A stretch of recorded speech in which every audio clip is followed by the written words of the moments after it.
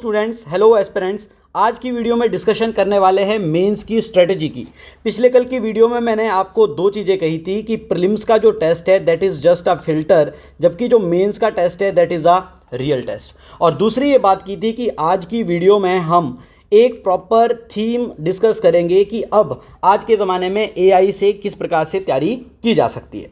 तो आज के वीडियो के अंदर दो चीज़ें बहुत अच्छे से देखने वाले हैं। सबसे पहले तो देखने वाले हैं मेंस का सिलेबस और इस सिलेबस को किस प्रकार से आपने तैयार करना है और किस प्रकार का एग्ज़ाम पैटर्न के हिसाब से तैयारियों की ज़रूरत है। और दूसरी चीज़ हम ये देखने वाले हैं कि इस एग्ज़ाम के लिए प्रॉपर 5 स्टेजेस आपको फॉलो करनी है।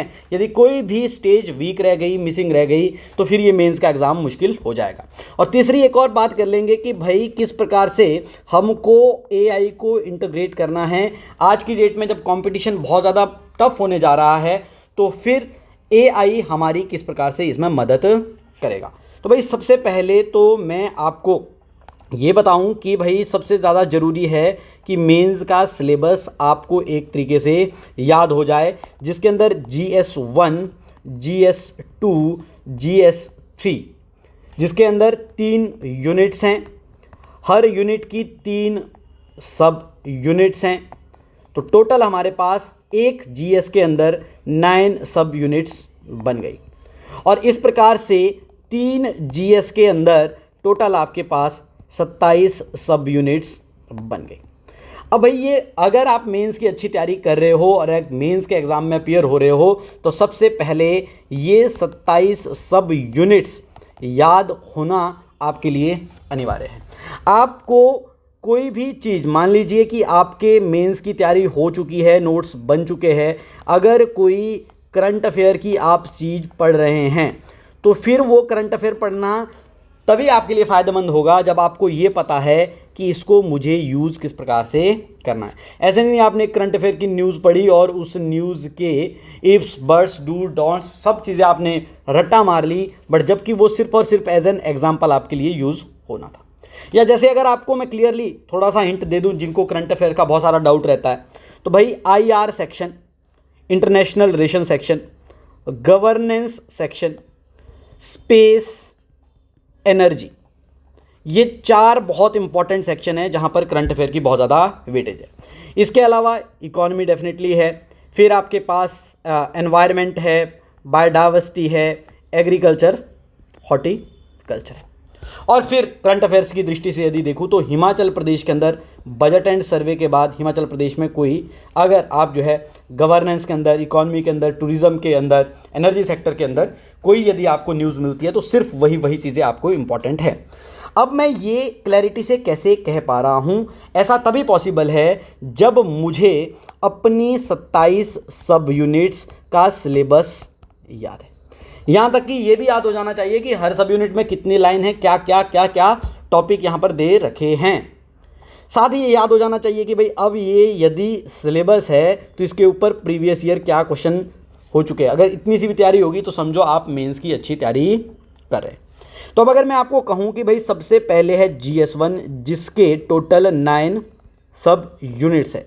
अब इन सब यूनिट्स को मैं एक तरीके से ये आइडेंटिफाई कर लूँगा कि इन सब यूनिट्स में कौन कौन से आपके सब्जेक्ट्स हैं। तो अगर मैं आपको कहूँ कि भाई GS1 का सिलेबस GS2 और GS3 दोनों के बराबर है। अगर 1 महीना इसको तैयार करने में लगता है तो 1 महीना इसको तैयार करने में लगता है। तो सबसे बड़ा एक तरीके से चैलेंज हिमाचल प्रदेश में GS में यदि तैयारी करनी है तो वो क्या है आपके पास, GS1। सबसे पहले देखेंगे तो GS1 के यूनिट 1 के अंदर और सब यूनिट 1 के अंदर 2 आपके पास सब्जेक्ट लिखे हैं। एक लिखा है आर्ट एंड कल्चर 2 लाइंस में, और एक और लिखा है आपके पास मॉडर्न हिस्ट्री, ये भी आपका 2 लाइन में। ये आपकी एक ही सब यूनिट है। इसलिए आप देखोगे कि आर्ट एंड कल्चर से कई साल सवाल ही नहीं आते। सवाल कहाँ से आ रहे होते हैं, मॉडर्न हिस्ट्री से, क्योंकि ये तो सब यूनिट एक है। एक सब यूनिट से मैक्स टू मैक्स कितने सवाल पूछ लेगा, 3-4। तो मॉडर्न हिस्ट्री से उसने 3-4 सवाल पूछने होते तो आर्ट एंड कल्चर का सवाल नहीं पूछता। अगला सब यूनिट कौन सा है, अगला सब यूनिट है आपके पास वर्ल्ड हिस्ट्री। अब क्योंकि ये खुद में अलग से सब यूनिट है तो हर साल लगभग वर्ल्ड हिस्ट्री का सवाल आपके पास आ रहा है। और इसका जो तीसरा सब यूनिट है उसमें है आपके पास हिमाचल प्रदेश की हिस्ट्री और उसके भी स्पेसिफिक टॉपिक, स्पेसिफिक स्टेट, सब स्टेट्स नहीं, आपके पास 2-3 प्रिंसली स्टेट्स लिखी हुई है। फिर पर्टिकुलर सेक्शन लिखा है कि गुरखास के टाइम पे, कॉलोनियल हिस्ट्री के टाइम पे, प्रजामंडल के टाइम से किस प्रकार के हमारे हिस्टोरिकल चीज़ें रही। फिर वही आपके पास है यूनिट 2। इसमें सबसे पहले आपके पास लिखा है डिज़ास्टर मैनेजमेंट, और हर साल डिज़ास्टर मैनेजमेंट में सवाल आ रहा है और करंट अफेयर से ज़्यादा आ रहा है कि ब्रिज गिर गया तो ब्रिज गिरने वाली डिज़ास्टर पे पूछ लेंगे, स्टैम्पेड हो गया, भगदड़ मच गई, इधर पीछे जो है आरसीबी वाले जश्न में भगदड़ मच गई थी, उसके ऊपर इस साल सवाल पूछ लिया। तो ये बड़ा करंट अफेयर ओरिएंटेड भी रहता है और बहुत कम सा सिलेबस है इसका, तो इसकी बहुत जल्दी तैयारी भी हो जाती है। दूसरा इसका सब यूनिट बड़ा है भाई, इसमें आपके पास इंडियन जियोग्राफी है और इंडियन जियोग्राफी के साथ साथ यहाँ पर आपके पास ह्यूमन जियोग्राफी है, +2 की आपकी ह्यूमन जियोग्राफी की किताब। अब यहाँ फिजिकल जियोग्राफी पढ़ने ज़्यादा फायदा नहीं है, इंडियन जियोग्राफी स्पेसिफिक है और ह्यूमन जियोग्राफी स्पेसिफिक है। अब ये देखो, ये भी यूनिट बहुत बड़ा है, जैसे यहाँ मॉडर्न हिस्ट्री एक बहुत बड़ा कंपोनेंट है तो आर्ट एंड कल्चर के सवाल खा जाता है, यहाँ पर इसी तरीके से ये जियोग्राफी भी बड़ा है और इससे भी 3-4 सवाल आ जाते हैं। और फिर भाई तीसरा सब यूनिट यहाँ पर लिखा है, दैट इज़ योर HP की जियोग्राफी। ठीक है जी बात। फिर आप देखेंगे कि नेक्स्ट है आपके पास यूनिट 3, और यूनिट 3 का भी सिलेबस इसी प्रकार से आपने समझना है। सबसे पहले आपके पास क्या है, तो यहाँ पर 3 सब यूनिट्स है। एक में आपके पास लिखा है इंडियन सोसाइटी, और फिर कुछ स्कीम्स वल्नरेबल सेक्शंस के लिए या वेलफेयर के लिए। फिर आपके पास लिखा है एथिक्स के कुछ टॉपिक, और कुछ लिखा है आपके पास गांधीयन थॉट के टॉपिक। अब पर्टिकुलरली जो एथिक्स के टॉपिक्स यहाँ पर है, जो लोग यूपीएससी की तैयारी करते हैं तो वो वाले टॉपिक पढ़ने हैं जो यहाँ पर इस सिलेबस में मेंशन है। फिर गांधीयन थॉट में भी वो टॉपिक्स पढ़ने हैं आपने जो इस सिलेबस में यहाँ पर मेंशन है। और फिर आपके पास HP सोसाइटी इसको कहेंगे, बहुत सारी चीज़ें यहाँ पर है, आर्ट एंड कल्चर है, पेंटिंग्स है, टेम्पल्स है, ट्राइब्स है, इनके बारे में यहाँ पर सवाल आता है। तो अब अगर मैं आपको कहूँ कि GS1 के अंदर एक हो गया आर्ट एंड कल्चर, दूसरा हो गया मॉडर्न हिस्ट्री, तीसरा हो गया वर्ल्ड हिस्ट्री, चौथा हो गया HP हिस्ट्री, पांचवा हो गया डिजास्टर मैनेजमेंट, छठा हो गया इंडियन ज्योग्राफी, सातवां हो गया ह्यूमन ज्योग्राफी, आठवां हो गया HP ज्योग्राफी, नवा हो गया इंडियन सोसाइटी, 10वां हो गया एथिक्स एंड गार्डियन थॉट, और 11वां टॉपिक हो गया आपके पास हिमाचल प्रदेश की सोसाइटी। तो ये यूनिट 1 इतना बड़ा है। अब भाई यहाँ पर आपको ये ध्यान रखना है, जो मैं दूसरी चीज़ बताने वाला हूँ, सिलेबस तो बताने वाला हूँ कि भाई मेंस की कुछ स्टेजेस हैं। मेंस की पहली स्टेज है आपके पास सिलेबस, दूसरी स्टेज है इसके नोट्स बनाना, तीसरी स्टेज है आपके पास आंसर राइटिंग, और फिर चौथी स्टेज है आपके पास इसका रिवीजन, और पांचवी स्टेज है आपके पास इसकी टेस्ट सीरीज। पहली स्टेज में आपको सिलेबस अंडरस्टैंड करना है कि कितनी डेप्थ तक पूछा हुआ है, कौन कौन से टॉपिक पढ़ने हैं। दूसरे में आपको नोट्स बनाने हैं, इसके फाउंडेशन क्लासेस में बनवा लेते हैं, या फिर आपने स्पेशली रेफरेंस बुक्स या आज की डेट में AI यूज़ कर लिया तो आपने इसके क्या बना लिए, नोट्स बना लिए। वो तब अच्छे बनेंगे जब आपको ये सिलेबस पता है, PYQs पता है कि किस प्रकार के सवाल यहाँ पर पूछे जाते हैं। फिर वही आपकी इसकी आंसर राइटिंग करनी है 8 मार्क्स के लिए और 12 मार्क्स के लिए। एक में आपके पास जो है 1.5 पेज होने वाला है, इसमें आपके इसके आपके पास 2.5 पेज होने वाला है। एक तरीके से मैं बता दूं तो पेज ये हो गया आपके पास 1.5 और ये हो गया आपके पास 2.5, इसको आगे ये पीछे और ये अगले पेज पे, ये आगे और ये इसके पीछे। इतने में आपको अपना आंसर कंप्लीट करना है, इंक्लूडिंग कीवर्ड्स जिसमें एक्सप्लेन है, जिसमें आपके पास इलेबोरेट है, जिसमें आपके पास एग्जामिन है, जिसमें आपके पास क्रिटिकली एग्जामिन है, जिसमें आपके पास इल्यूसिडेट है। ये चीज़ें आपको पता होनी चाहिए कि किस चीज़ में क्या क्या चीज़ें लिखनी होती है। फिर उसका बार बार रिवीजन में उसको अपडेट भी कर सकते हैं, और फिर फाइनली टेस्ट सीरीज, ताकि आपको ये पता हो कि आप गिवन टाइम में 3 आवर्स में पूरा टेस्ट कंप्लीट कर पाते हो कि नहीं कर पाते हो। एंड साथ ही साथ आपको फीडबैक मिले कि आपकी यदि इन 5 स्टेजेस में कहीं पे भी वीकनेस रही है, उसको यहाँ पर आप फीडबैक से सुधार सको। तो भाई ये जो GS1 है, ये इतना बड़ा सिलेबस है। मैं जो आपको पिछले कल कह रहा था कि भाई प्रीलिम्स की तैयारी होती है 2 मंथ्स की, मेंस की तैयारी के लिए यदि मैं कहूँ कि 6 मंथ्स, तो ये भी हो सकता है कम पड़ सकते हैं। मैं जनरली कहूँ कि बहुत शार्प बच्चा हो जिसको पता है कि क्या करना है, उसके पास मेंटरशिप है, तो उसको लगभग 1.5 महीने का समय तो इसके नोट्स बनाने में ही लग जाएगा। यदि वो ऑलरेडी कोई नोट्स खरीदता भी है तो उसको समझ के उसको अपने नोट्स फेयर बनाने में 1.5 महीने का समय लग जाएगा। फिर आपके पास नोट्स मेकिंग के बाद आंसर राइटिंग पहुंचेगा, रिवीजन, टेस्ट, तो ये फिर सारी साल का एक तरीके का क्या है हमारे पास प्रोसेस बन जाता है। तो भाई यहाँ पर अब मैं ये आपको बात बताऊं कि सिलेबस से आगे नोट्स कैसे बनाने हैं। तो भाई फाउंडेशन कोर्स लिया तो उससे बना लीजिए, कहीं से आपने नोट्स खरीद रखे हैं या किसी सीनियर से ले रखे हैं या किसी फ्रेंड से ले रखे हैं या ऑलरेडी सिलेक्टेड स्टूडेंट से ले रखे हैं, तो उसके ऊपर आपको अपने नोट्स भी क्या करने हैं, ऐड करने हैं। और यहाँ पर आज की डेट में बहुत इंपॉर्टेंट रोल किसका आता है, एआई का। एआई डेफिनेटली जिन नोट्स को बनाने में पहले 6 मंथ्स लग जाते थे, वही नोट्स आपको 1 मंथ में बन के मिल जा रहे हैं। आपको हर टॉपिक जो आपको 10 वेबसाइट में चेक करना पड़ता था, वो एक ही जगह पे आपको क्या मिल रहा है, पूरा टॉपिक समराइज मिल रहा है। प्लस आपने अगर एग्ज़ाम के हिसाब से प्रॉम्प्ट डाल दिया तो फिर वो आपको एग्ज़ाम के हिसाब से ही क्या दे देगा, नोट्स बना के दे देगा। फर्दर इसके बाद क्या होना है, आंसर राइटिंग। तो इसी में आप बोल दोगे कि भाई 8 मार्क्स के हिसाब से जो है आपके पास लेट्स सपोज 150 वर्ड आपने लिख लिया, 12 मार्क्स के हिसाब से आपने लिख लिया कि चलो 250 वर्ड दे दे हमको। ऐसे करके अगर आपने लिख लिया तो वो आपको आंसर भी बना के देगा, और फिर वहाँ से प्रैक्टिस करके आप क्या कर सकते हो, अपनी आंसर राइटिंग अच्छी कर सकते हो। ये एआई आपको नोट्स बनाने में हेल्प करेगी, यही आंसर राइटिंग के लिए भी हेल्प करेगी। यही एआई फिर आपके पास नेक्स्ट टाइम जब आप इसके ऊपर जो है रिवीजन करोगे उस पर भी हेल्प करेगी। इवन आज की डेट में तो इवन इवैल्यूएशन के लिए भी एआई यूज़ में आ रहा है। अब अगर आपको तैयारी मजबूत करनी है तो भाई एआई एक बेस्ट चीज़ है। इवन जिनके नोट्स बन चुके हैं, जिन्होंने फाउंडेशन कर रखा है, उनको भी एआई के हेल्प से अपने नोट्स को और अच्छा बनाना है। जिस सब्जेक्ट का आपको लगता है कि आपको अंडरस्टैंडिंग अच्छी नहीं है, तो बिल्कुल नए नोट्स यहाँ पर बना सकते हो।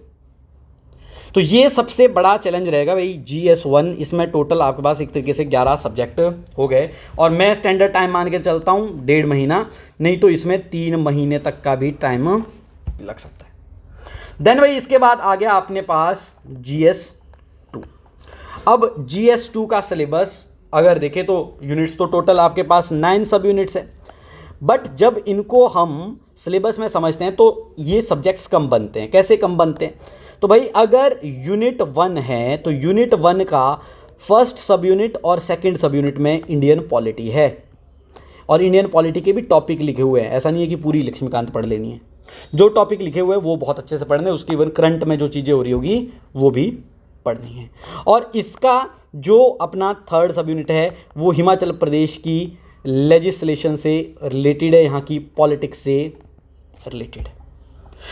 फिर आपके पास आ गया यूनिट 2। यूनिट 2 के भी जो फर्स्ट और सेकंड सब यूनिट है उसमें क्या लिखा है, गवर्नेंस का सिलेबस। एक में गवर्नेंस की थ्योरी लिखी है, फिर एक में डिस्ट्रिक्ट एडमिनिस्ट्रेशन का रोल लिखा है और सिविल सोसाइटी का रोल लिखा है। तो इसको मैं गवर्नेंस पूरा एक सेक्शन मान सकता हूँ। फिर इसकी थर्ड सब यूनिट में हिमाचल प्रदेश के गवर्नेंस के टॉपिक है, हिमाचल प्रदेश के गवर्नेंस की इनिशिएटिव क्या है, गवर्नेंस की पॉलिसीज क्या है। फिर अगर तीसरे यूनिट की इसमें बात करूं तो तीसरे यूनिट के अगेन पहले और दूसरे सब यूनिट में क्या लिखा है, इंटरनेशनल रिलेशंस। इंटरनेशनल रिलेशन में लगभग 10 कंट्रीज जो है बायलेटरल लिखी है, फिर मल्टीलेटरल ग्रुप्स लिखे हैं, फिर इंटरनेशनल ऑर्गेनाइजेशंस लिखी है और इंडियन डायस्पोरा का टॉपिक लिखा है। तो इतना सा आपको क्या करना है, कवर करना है। और फिर इसके थर्ड यूनिट में HP के कुछ इश्यूज़ लिखे हैं, ट्राइबल इश्यूज़ लिखे हैं, आपके पास साइबर क्राइम के लिखे हैं, ड्रग अब्यूज़ के टॉपिक लिखे हुए हैं। तो अब अगर मैं काउंट करने जाऊं तो एक हो गया इंडियन पॉलिटी, दूसरा हो गया HP की लेजिस्लेशन, तीसरा हो गया गवर्नेंस, चौथा हो गया HP का गवर्नेंस, पांचवा हो गया इंटरनेशनल रिलेशन, और छठा हो गया आपके पास HP के इश्यूज़। और यहाँ पे ना HP का सिलेबस जो है ना वो बड़ा ब्रीफ सा है, तो मैं चाहे इन तीनों को इकट्ठा ही कर लूँ तो इतना छोटा सा एक तरीके से इसके सिलेबस और नोट्स बन जाते हैं। तो एक तरीके से 1 2 3 और अपने पास ये जोड़ के हो गया 4। तो 4 बड़े बड़े लार्जली सब्जेक्ट आपके पास GS2 2 में। करना क्या है, बिल्कुल पांचों स्टेजेस फॉलो करनी है। सिलेबस को समझना है विद PYQ एनालिसिस, देन आपके पास आपने समझना है सिलेबस के नोट्स बनाने हैं, नोट्स बनाने के बाद आंसर राइटिंग करनी है, उसके बाद रिवीजन करना है और फाइनली क्या लिखनी है, टेस्ट सीरीज लिखनी है। अभी तो मैं इसी की बात कर रहा हूं कि ये काम करते हुए आपको लगभग 3 महीने, 1.5 महीने से 3 महीने का समय लगेगा। फिर ये स्टेजेस आपको और पूरी करनी है, या फिर ये स्टेजेस आपके पास नोट्स बन जाने चाहिए, आंसर राइटिंग की एक बार प्रैक्टिस हो जानी चाहिए। ये वाली 2 स्टेजेस तो प्रीलिम्स के बाद होगी, प्रीलिम्स के एग्जाम के बाद होगी, रिवीजन भी और टेस्ट सीरीज भी। तब भी आप देखो लगभग 3 महीने के समय के बाद आपके पास क्या होता है, मेंस होता है। अब भाई तीसरे जीएस की तरफ बढ़ जाते हैं। तीसरे जीएस के अंदर सबसे पहला जो यूनिट है, उस यूनिट के अंदर 2 यूनिट में, फर्स्ट और सेकंड यूनिट में क्या लिखी है, इंडियन इकोनॉमी, और थर्ड यूनिट में क्या लिखी है, एचपी की इकोनॉमी। ब्रीफ में बोलूँ तो हिमाचल प्रदेश का बजट एंड सर्वे पढ़ के जाना है। फिर आपके पास आ जाता है यूनिट 2। इसके पहले सब यूनिट में लिखा है स्पेस, दूसरे सब यूनिट में टेक नहीं लिखा है। कोई बोलते हैं कि भाई हिमाचल प्रदेश में स्पेस टेक्नोलॉजी ये पढ़ेंगे जी, एनर्जी सेक्टर क्लियरली मेंशन करो, एनर्जी सेक्टर लिखा है यहाँ पर, स्पेस सेक्टर, एनर्जी सेक्टर। ठीक है, बिल्कुल ब्रीफ सा सिलेबस है, largely current affair, largely current affair मतलब ये मान के चलो 80% करंट अफेयर, 20% की आपको थ्योरी पढ़नी है। फिर आपके पास आ जाता है थर्ड सब यूनिट, और इसमें हिमाचल प्रदेश में biodiversity policy, forest policy, tourism policy, इस प्रकार से बहुत सारी पॉलिसीज़ एंड प्लानिंग की यहाँ पर बात की गई। फिर आपके पास आ जाता है यूनिट 3, और यूनिट 3 के सबसे पहले लिखा है एनवायरनमेंट, बायोडाइवर्सिटी, क्लाइमेट चेंज। फिर ये फर्स्ट में लिखा है, सेकंड में आपके पास लिखा हुआ है हॉर्टिकल्चर, एग्रीकल्चर। फिर आपके पास थर्ड यूनिट में आ गया एचपी का टूरिज्म, टूरिज्म बिल्कुल डिफरेंट थीम हो गया यहाँ पर। क्लियर बात। तो ये अगर मैं आपको लार्जली बताऊं तो भाई इंडियन इकोनॉमी एक सब्जेक्ट हो गया, एचपी इकोनॉमी एक सब्जेक्ट हो गया, इवन एचपी इकोनॉमी और यहाँ पर आपके पास एचपी की इकोनॉमिक पॉलिसी प्लानिंग, ये सेकंड सब्जेक्ट में ही काउंट कर लेता हूँ। फिर third space and energy, totally current affair पे बहुत ज़्यादा बेस्ड है, तो फिर ये थर्ड आपके पास एक तरीके से सेपरेट सब्जेक्ट बन गया। फिर एनवायरनमेंट, बायोडाइवर्सिटी, क्लाइमेट चेंज चौथा बन गया, हॉर्टिकल्चर, एग्रीकल्चर ये अपना क्या बन गया, पांचवा बन गया। एचपी का बायोडाइवर्सिटी भी इसी के साथ जोड़ लो। फिर आपके पास छठा बन गया एचपी का टूरिज्म। तो 6 सब्जेक्ट आपके टोटल कहाँ पे बन गए, GS3 के अंदर। तो भाई 6 सब्जेक्ट यहाँ पे देख रहे हो आप। GS2 के अंदर मैंने 4 बोले आपको, और GS1 के अंदर मैंने आपको बोले 11। तो 11 और 4 हो गए 15 और 6 हो गए 21। तो लगभग 21 आपके पास अलग अलग सब्जेक्ट्स आपने, या अलग अलग नोटबुक्स एक तरीके से कह लो, नोट्स बनाने हैं। ये सिलेबस समझ कैसे आएगा, तो समझ सबसे पहले तो अगर आप टेलीग्राम चैनल आपने सब्सक्राइब कर लिया तो वहाँ पर मैंने मेंस का सिलेबस डाला हुआ है। नेक्स्ट जो आज के बाद मैं वीडियोस की सीरीज शुरू करने वाला हूँ, उसमें मैं मेंस के सिलेबस को PYQs प्लस पॉसिबल क्वेश्चंस के साथ डिस्कस करूँगा। तो आपको सिलेबस समझ आ जाएगा, सिलेबस समझ आ जाएगा, PYQs का पैटर्न समझ आ जाएगा, पॉसिबल क्वेश्चन समझ आ जाएगा, तो फिर आपको पता लग जाएगा कि आपके नोट्स कंप्लीट है कि नहीं। फिर आप इसके ऊपर आंसर राइटिंग करोगे। फिर आप इसका जब आपका प्रीलिम्स हो जाएगा तो रिवीजन करोगे और क्या करोगे, टेस्ट सीरीज करोगे। एटलीस्ट यहाँ तक तो आपने पहुँचना है। और इसके लिए मैं कह रहा हूँ कि भाई AI की मदद करनी है। कैसे करनी है, सिलेबस ढूंढना है, पॉसिबल क्वेश्चन भी मैं आपको दे रहा हूँ, PYQ भी मैं आपको निकाल के दे रहा हूँ, इसके ऊपर नोट्स बनाने हैं। नोट्स बनाने के बाद AI से सारी डायमेंशंस भी आप अपने नोट्स में एक्सपेंड करवा के क्या कर सकते हो, आंसर राइटिंग कर सकते हो। फिर आपके पास 2 ही चीज़ें बच जाएगी, रिवीजन एंड आपकी इवैल्यूएशन एंड फीडबैक, जो आपका टेस्ट सीरीज के समय पे होगा, या अभी भी जो आप आंसर राइटिंग कर रहे हो इसके ऊपर भी जो आपके लाइब्रेरी के पीयर ग्रुप है, आपके टीचर्स हैं, जहाँ पे भी यदि आप पढ़ रहे हो तो उनसे भी क्या ले सकते हो, हेल्प ले सकते हो। तो ये मैंने आपको 2 चीज़ें अभी तक कंप्लीट कर दी। एक तो कर दिया कंप्लीट सिलेबस, जिसमें एटलीस्ट ये हमको पता लग गया कि 21 टोटल सब्जेक्ट्स है। आने वाली वीडियोस में इसको मैं और ज़्यादा डिटेल में पढ़ाऊँगा, जिसमें सिलेबस की लाइन भी बताऊँगा, जिसमें PYQ भी बताऊँगा, और जिसमें आपको क्या बताऊँगा, पॉसिबल क्वेश्चंस। दूसरा मैंने आपको ये भी बता दिया कि यहाँ पर आपके पास स्टेजेस हैं, मेंस की स्ट्रेटजी को आपने स्टेजेस में समझना है। सबसे पहले सिलेबस, फिर आपके पास नोट्स के बाद आपके पास आंसर राइटिंग के बाद आपके पास रिवीजन और फाइनली टेस्ट। ठीक है, इसकी भी 2 चीज़ें और हो जाएगी कि टाइमली कंप्लीट हो जाए, इवैल्यूएशन हो जाए और फीडबैक हो जाए। फिर आपको मैंने ये बता दिया कि आज की डेट में एआई का ज़माना आ गया है, आपको इसको क्या करना पड़ेगा, इंटीग्रेट करना पड़ेगा। तो इस डिस्कशन के साथ मैं यहाँ पर अब कंक्लूड इसको करने जा रहा हूँ, जिसके अंदर मैंने आपको ये बता दिया कि मेंस के सब्जेक्ट क्या है। अगर आपने एआई यूज़ नहीं किया तो आप पीछे रहने वाले हो। और जो मैंने कंटेंट अभी शेयर किया है वो आपको कहाँ पर मिलेगा, इस टेलीग्राम चैनल पर। यदि इस क्यूआर से स्कैन नहीं हो पाता तो इसे भी आप डायरेक्टली क्या कर सकते हो, चेक कर सकते हो। इवन यदि बच्चों के कोई और डाउट है तो मुझे कॉल कर सकते हैं 94189, इस पर व्हाट्सएप डाल सकते हैं 47918, और डायरेक्टली मुझे कॉल कर सकते हैं 9816447918 पे। With this thank you so much. तो अपकमिंग्स जो मेंस के सिलेबस को और डिटेल में समझना चाहते हैं वो सब्सक्राइब भी करें, अपने पीयर ग्रुप के साथ शेयर भी करें।